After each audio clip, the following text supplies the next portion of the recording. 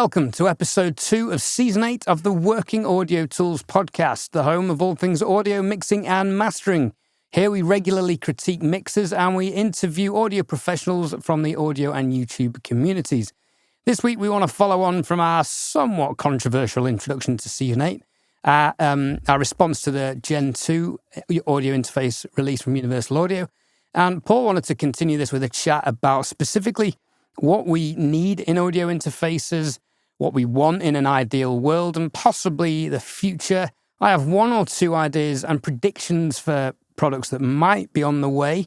We'll talk about those a little bit later. But Paul, take it away. What is important for you in an audio interface?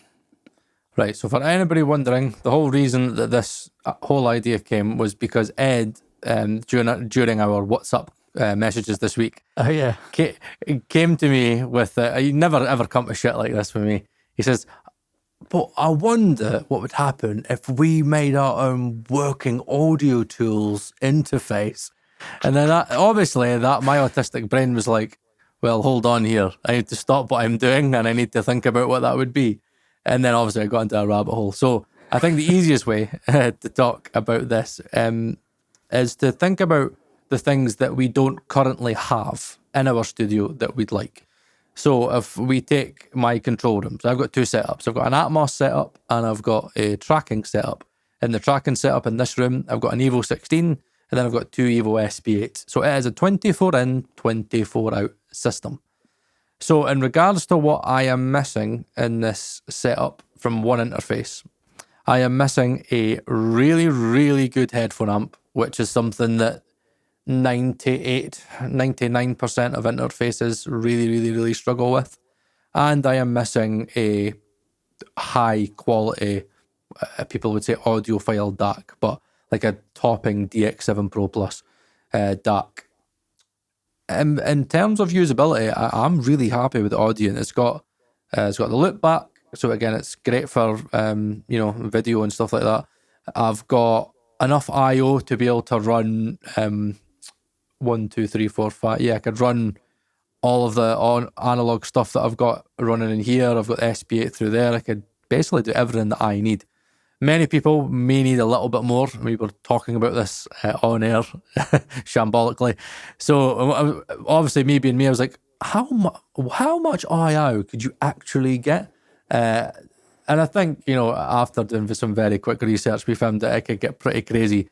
If you've got like the RME and you go MADI and stuff like that and you go Dante, it could get pretty crazy, especially if you Avid HD setups.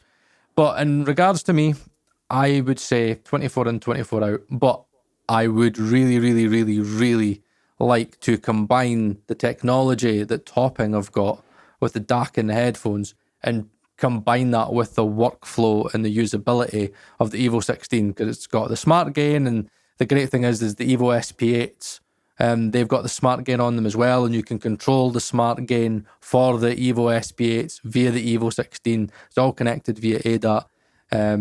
The thing that I really miss on this is SPDIF, because obviously I'm not like thrilled about the conversion, DAC conversion of the Evo 16. So I have to use one optical port of the Evo 16 and connect that as optical ADAT to the optical SPDIF, of the to the Topping. So for this room, that's what I'm missing. I'll not go into the Atmos side of it because that's another thing. But in regards to where you are, Ed, would you say that you've kind of, with the UA system now, would you say you've kind of got everything that you would want, or are there a few things that you feel if you could add a few arms and legs, what would be the things you would add? Well, it's tempting to launch into an antagonising joke about how perfect the Apollo Gen 2s are at this point. What I presented Paul with during the week was, obviously, I get these random ideas, and I have so many ideas, most of them I never act on, but I like to verbalise them, and I do that with Paul, bless him. He listens to my voice notes during the week. And I thought, basically, an interface with a really high caliber preamp. And just now I'm thinking, why can't you have an interface with modules that you could slot in, like the Carno Sapia concept? They have API preamp modules that you can slot in. That would be so kind of like 500 series, but it'd have to be smaller if possible. Or You just get a big 4U rack that is an interface with modules, but then we're in the Cranbourne. Is the Cranbourne an interface, or is it just like an ADAT 500 series? Both. The Cranbourne R8 Right. is an interface, and the Cranbourne ADAT is an ADAT expansion rack. Right, So we're kind of there with that concept, because it'd be cool to have a Neve preamp and an API preamp and whatever else you wanted. But then we're talking a great big rack if it's going to be 500 format, a smaller rack if it's sepia format, but there's debates whether that's going to take off or not. And then ultimately, what we really want and totally agree on is a topping DX7 Pro Plus headphone amplifier.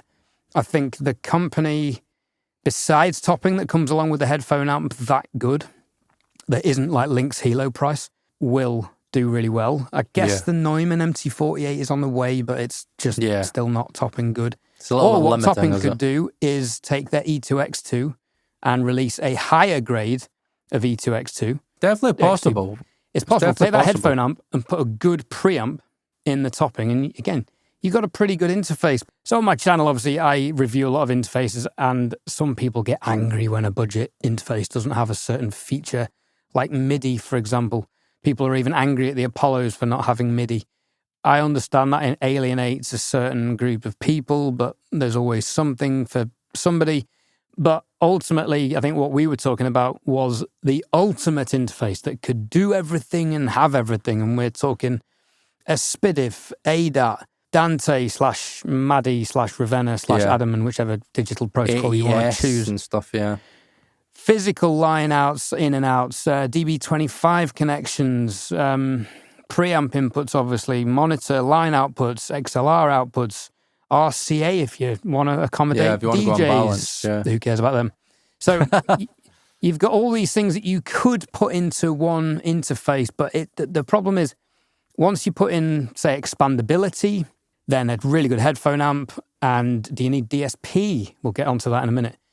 There's so many things you could put in. You're going to be at like £10,000 for this interface in no time, and they will sell precisely zero, and everyone on YouTube will hate them just because they're expensive. Yeah, but we've given you everything you could possibly want. It's too expensive. How can you charge as much? So there is not going to be pleasing anybody, but there is a company that I think do quite a good job of meeting people in the middle, and that is Lynx. With the Lynx Aurora N, you can go on their website and format the inputs and the outputs and the combinations of that you could possibly want. Now, you're limited to a 1U unit, but if you wanted 32 I/O via DB25, you can do that. If you want it, if you want Dante connection, I think you can do that. A Thunderbolt, definitely USB. If you want preamps on board, you can do that. If you want line outs, line ins, you can do that. There's a lot of things, combinations that you can put together. AES as well. How can we forget that? So they're on the right path in terms of a modular, customizable audio interface. But again, it's expensive. Why is it expensive? Because they can't mass produce it off a production line. Therefore, expense goes up. The customization requires somebody to say X, Y, and Z, or maybe there's a computer system, I don't know. But it requires further processing at some point, order processing. So where does that leave us? Well, there's one product that I think is going to come out, Paul. Now, I don't have this. I haven't been told this. This is not me passing on information. This is a projection based on something I heard this week on Paul Ashmore's Audio Animals channel. And he had an interview with Colin from McDSP. And the McDSP APB16 is something Paul and I have talked about extensively today with polar opposite opinions. And I'm quite excited by the concept of an analog box that's digitally controllable without the need for any I/O. It all goes over Thunderbolt. Won't get into the weeds of that because it's complicated. But the idea of that is that it's a mixing box.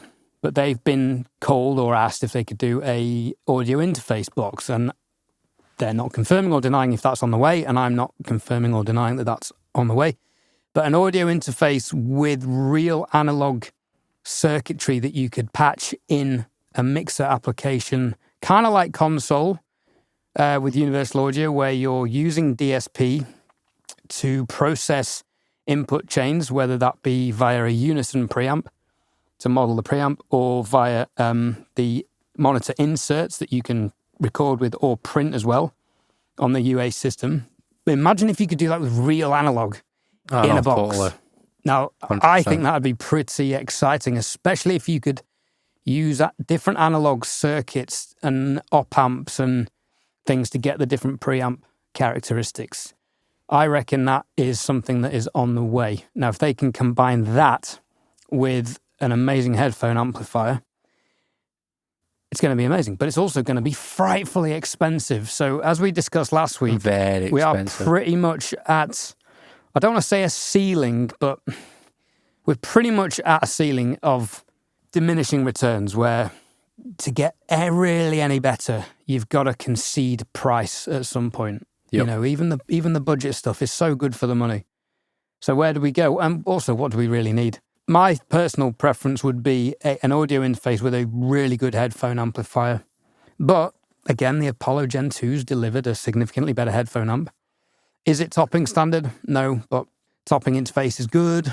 Preamps aren't that great. It's just a compromise, isn't it? Without massive expense. That's what we found in our journeys, and again, especially with Ed's journey with his channel, is that everything in audio is a compromise. And when you speak to a lot of, interface designers or manufacturers, they'll tell you that. They'll say that, we wanted to add X, Y, and Z, but we genuinely didn't have enough room. And then that got me thinking, so if all interfaces are 1U, then why don't we just make a 2U and a 3U? Why don't we just have big, massive fuck-off racks, like big, massive interfaces? And then you can add in all the outputs and inputs that you want. And then obviously, if you think about it, you've got like the Antelope Orion, and I'm pretty sure that's 1U, and it's got 32 I/O over like DB25. So you could genuinely get the I/O in one interface without having to fucking daisy chain over ADATs and stuff like that. But as Ed said, it's all about price. But it annoys me sometimes when it comes to connectivity. I just think that there should be a standard that like most interfaces have. So like Universal Audio, what frustrates me about them is that on XX, and I think it's only the XX that's got SPDIF, it's got coaxial SPDIF on there, which is great for the topping. So when I had the XX in here, I used to go coaxial SPDIF out to the topping, the DX7 Pro Plus. Now, as great as that was, the frustrating thing about UA was that, and I think it's on, yeah, it is, it's on every single UA device that's got two ADAT ports, is that they use, I call it SMUX, which is S/MUX, which basically means that you're limited to 8 channels of ADAT, that's it. So even though you've got 2 sets of ADATs, what that means is that when you use 2 sets, it gets split. So one will be 4, I think one uses the first 4, then the other one uses the first 4 of said fucking interface. So it was really frustrating for me because there was times where I wanted to have, the other SPA in the live room fully loaded. So say I'd have all that 500 stuff in there. And then, for example, say if I was doing strings or for whatever reason, I needed to have 6-8 mics through there. And I wanted to maybe use some analog gear on the way, tracking, blah, blah, blah. I couldn't do that. It was really limiting. I don't have that issue with the Evo 16 setup. However, as I said earlier, what I do lack is the coaxial SPDIF. So if I want to use the DX7 Pro Plus, I have to give up one of the ADAT ports that goes to the SP8. And then if I'm tracking, then I've got to think about, right, okay, I can use that. Or if I want to use monitors, I'll have to connect the monitors to the lineouts of the Evo 16. And then that gets you really frustrated because the lineouts of the Evo 16, the DAC to speakers, isn't that great. And again, it is, look, see, at the end of the day, it's when you get to a point of perfection, like say for tracking, many people have said to me, Paul, why do you give a shit? You're tracking. It's like the light of it, Paul, the DAC to speakers in the Evo 16 is going to be good enough just for you to track. But I'm like, yeah, but I want to hear everything the way I want to hear it. It's like, yeah, Paul, that's fine for mixing, but do you really need it for tracking? And then once you start thinking about all these things that you want, I think you just get to a point where we don't realise how good we've got it. We genuinely are at a point where, like, I'm at a point where I want to track with, DX7 Pro Plus fucking conversion, like, in the speakers. That's how, like, pedantic I'm getting now because I know I can get it. It's just connective things. And then you have certain people that really like the Arturia stuff. I looked at the Audio Fuse 16, when I was looking at selling the X6 first, because I know that had a lot of line outs. Now, many people like the Arturia because there's a big synth community, and they need more line ins than say we would. So many people will be like, well, yeah, I need the line ins, line outs for analog gear, and we think that that's all it is. You forget there is quite a big community of synth people. I know a few synth heads, and if you go in their rooms, it's just racks of synths. It's mental. So they need quite a lot of line ins. And now obviously they don't need line outs, they need line ins.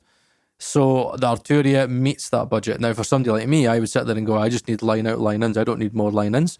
And then you get to a point where you kind of sit there and realise that to create a perfect interface, it would need to be fucking massive. Come on, maybe you can answer this to me, because this is something I'll actually show a little bit of naivety for once.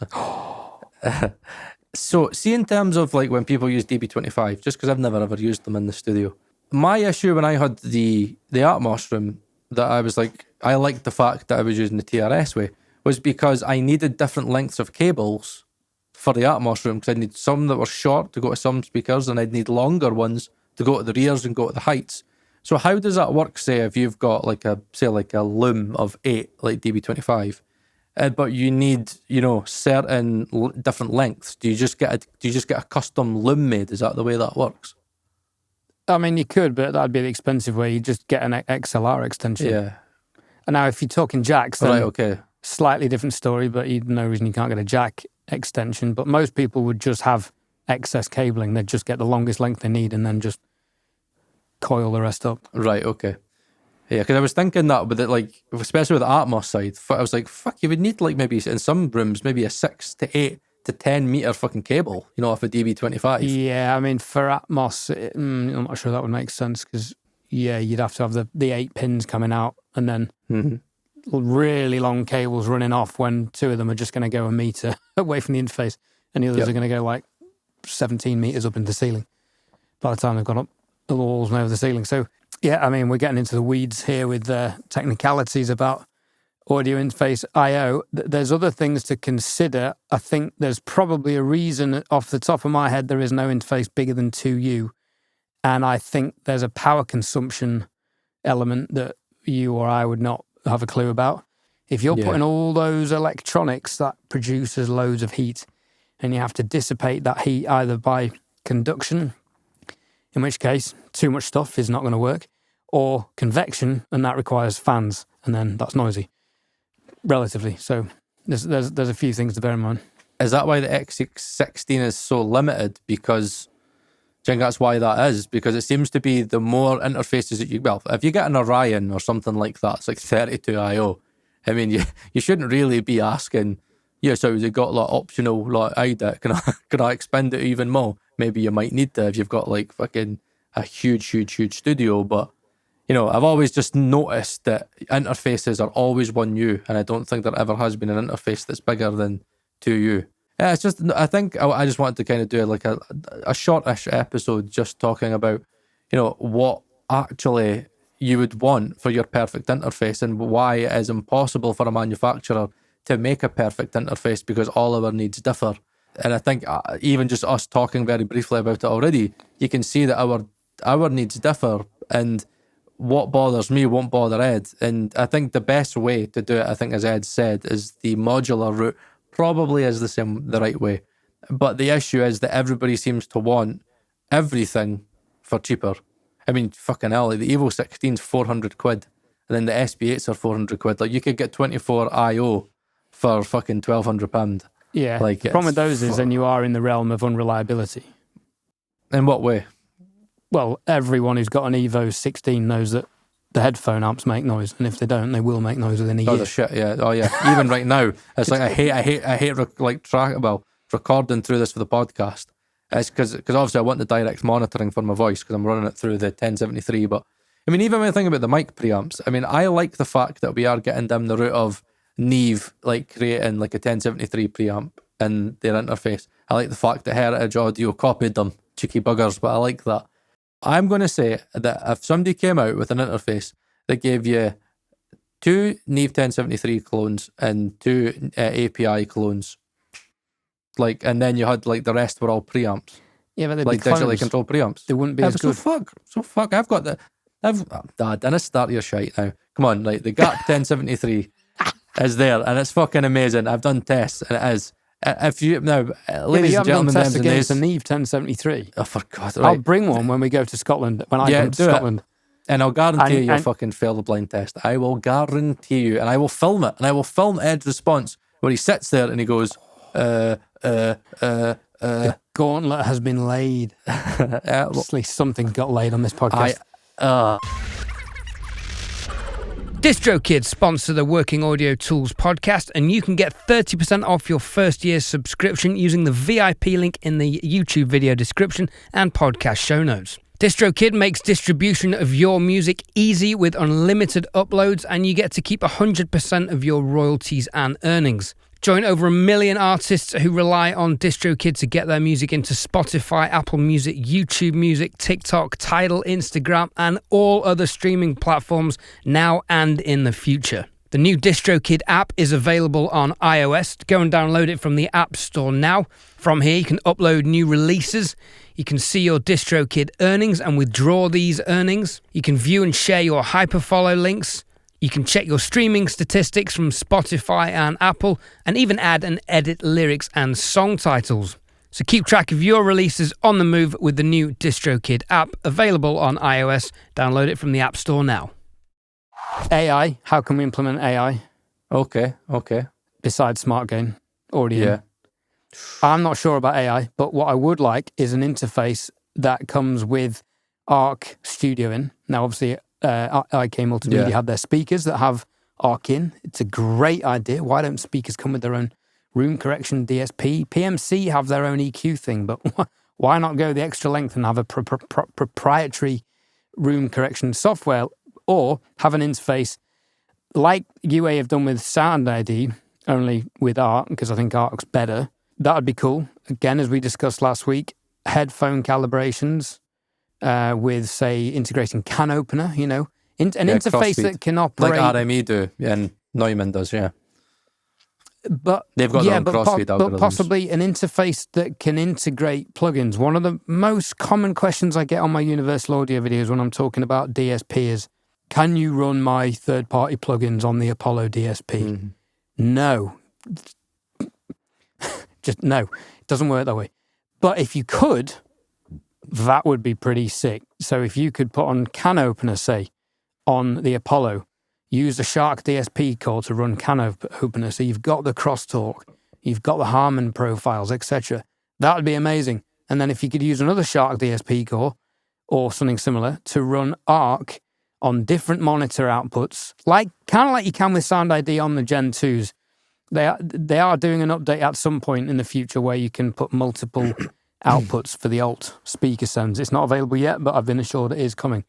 But that would be cool, because not everyone wants to use Sound ID because Arc is just better. So, I mean, then we're getting in the realms of, well, fuck, I want Trinov in an audio interface. So let me put that £4,000 1U box along with a £4,000 interface that's got 32 I/O, along with a £7,000 APB digital DSP box. And, for good measure, let's throw in a Flock Audio Patch style thing in there as well, where I can unlimitedly route an entire studio, and digitally recall it all. I think realistically, where we're heading and where I think people want to head is more convenience. I mean, more convenience than having everything we have at our disposal. Yeah, I know. For a few £100. And the Evo from Audient is a great example of so much in a box. Such good value for money for what it is. Are there better things? Of course there are, but again, it just comes down to expense and some minor power and heating issues. I would definitely say that the one thing that we are missing in Universal Audio is kind of the first people to kind of come out there and say, we can do this, is to run third-party plugins. Now, obviously, you can only run UAD plugins, but they've shown it can be done. And I think, I don't know if Avid do it. Do they do that with their HDXs where you can run? I don't know if it's the Avid plugins that you can run on their HDX system, or you could do third-party, but I do think that that's where we should be moving, because I'm waiting to tell you right now, I was thinking about this today, Ed, right? If I could run Tim Petherick plugins near zero latency and track with them like you can track with UAD plugins, I would have no fucking need for hardware, and many other people wouldn't. Like, if we were able to get that on there and like have Tim Petherick's quality of convolution and his modeling as well, like, there would be no CPU problems. Obviously, it'd take a lot of DSP, but if we could get to a point where we could get DSP chips that are super, super powerful, and I could run convolution and do whatever I wanted, then I wouldn't need to worry. I could run Acoustica stuff and not even ever think about it. I still think about it to this day. If I'm thinking about Ultramarine or something like that, or again, I'm thinking about Nebula, I'm always thinking, have I got the CPU to run this? How many plugins am I running in the chain so far? That should be something that like we should be moving towards. So those are, AI could fuck off. It could take a run and fucked itself. But in terms of like technology, like, Jesus Christ, give us DSP. Give us more processing power. Many people will argue, yeah, but M1 and M2 and M3, they're getting more powerful. I'm like, I've got an M1 and I could still, you could crap out any processor if you really wanted to. Could you? Yeah, because you could. You need an entire M1 just to run one fucking Acoustica plugin. It's ridiculous how CPU intensive they are. Nobody's bothered. Download a plugin and it's 9 gigabytes, 4.5 crazy, gigabytes of which are anti-pirateware. Fuck off. Yep, totally. But I think that's just, it's still a limitation that we've got, which is CPU. Like, we shouldn't be in a place in 2024, for God's sake, where people have to ask about CPU consumption to even, go for a demo. I know many people that will comment and be like, oh, what's the CPU consumption like? It's quite heavy. They won't even bother demoing it. It's crazy in today. Well, the thing is, we're in that vicious cycle. And this is what I alluded to in my 4 reasons you hate universal audio video and why DSP is relevant. Because the new plugins that are coming out, and I mentioned Gold Clip, the UA native Sound City Studios, Ozone, they're so powerful, we're still maxing out sessions on M1s. So DSP is still relevant for mixing. I personally use if I use compressors in the DAW, it's pretty much all UA compressors because I know that's just getting offloaded and that's less for the session to handle. DSP is still relevant. And then in terms of tracking, like I've said, it's great. So let's round this up. For me, I think the priorities would be a shit-hot headphone amplifier with customizable EQ for Harman and crosstalk. And I'll tell you who I'd like to do an interface is Chord Electronics. Oh, big time, yeah. I mean, if you imagine a Mojo in an interface. Or, with their crossfeed as well, yeah. What we really want is Topping to do a DX7 Pro Plus audio interface. 100%. If they could team up with someone who does good preamps like Audient, wow. And that'd be Chi-Fi, so it'd get written off. So basically, only you and I and people who listen to this podcast would know about it and trust it and use it. And we'd have the best interfaces for like 70p. No, I agree with you. I think that's where we need to be heading. I think for me, on the Atmos side, it's early days. I just need more expandability. That's the issue that I'm finding just now, is that many interfaces are struggling with expandability. They've just not found an all-in-one interface now where you could do what Aurea does, but also do what the Evo 16 does. You have to daisy chain it, and then you have to use Aurea as a standalone monitor, which you can do. But then what frustrates me is, in my head, is when you're chaining all this, a part of me goes, if I'm chaining all this with just a fucking ADAT cable, surely you could try to find a way to put it in just in an interface and put it into one box. My thing is, I want to get away from ADAT and stuff like that and having physical interfaces in different places. What I wanted to do this video for was more in the comments. I think the comments will be pretty tasty this week. So what I want you all to do in the comments is I want you to give us your theoretical perfect interface for you. You can do what you think would be a theoretical perfect interface for everybody, which I think, as we've spoken about, is impossible. But what would be your perfect interface? Like, think about money's no option. If somebody was to build it for you, what would be your perfect interface? And I want you to think out the box. And I want to get to a point where, like, I can maybe in a month's time look at the comments and then just think of this mental Frankenstein audio interface that maybe people start getting ideas about, and then maybe one day we can have our own working audio tools interface and we can all charge you a fuck ton for it and we get it for free. And then there'll be affiliate links down below. Well, there'll be affiliate links down below anyway, because this is a tenuous link. One thing I did forget that I really like the DX7 Pro Plus for, it has a Bluetooth little antenna. Yes. So people can Good come in point. the studio and connect their mixers or their tracks or whatever and play it through the system via Bluetooth. That's a great idea. So simple. There's shit ton of stuff. It's just there isn't an interface that exists. Maybe there is and we don't know about it. If you know a perfect interface that exists with all this stuff, then let us know in the comments down below. There you go. I think that's quite good, Ed. 36 minutes. This will be edited down. So maybe half an hour by the time we get it out on YouTube. Most podcasts online normally do that. They're normally really half-arsed. We like to go a little bit in depth. But this week we'll want to record 2 episodes in a night, bang it out, and yeah, just fucking job done. You will by this point have heard 2 DistroKid segments because that pays us to do this podcast, because it does take about a day's work per episode for us to produce this. So if you do appreciate this content, please feel free to buy us a coffee on the Buy Me a Coffee link that is in the description and will be pinned at the top of the comments as well.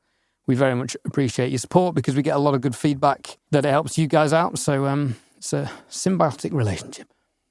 Thanks for listening. And on that, emotional. Yes, on that positive, then shut up, Ed, and I'll finish this week. And on that, and on that positive note, it's goodbye from me. It's goodbye from him. And yeah, I look forward to reading the comments down below of your perfect interface. Oh, do us a favour, bullet point in the comments. Don't write endless reams of paragraphs. We don't read them. We can't be bothered. True. Well, I do. He can't be bothered. Right. I love you all. He's just a lazy bastard. But yeah, on that note, on that bombshell, it's goodbye from me, and it's fuck.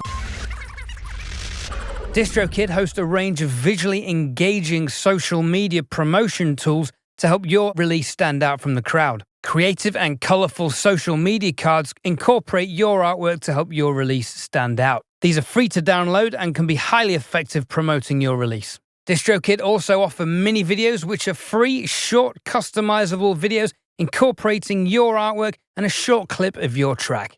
And if this wasn't enough, DistroKid also have a tool to create a Spotify canvas generator, which is the video that plays in the background when you're playing a song on Spotify. Simply choose a theme and choose from dozens of different creative artwork concepts. These are free to use and great for engaging your audience, available on DistroKid.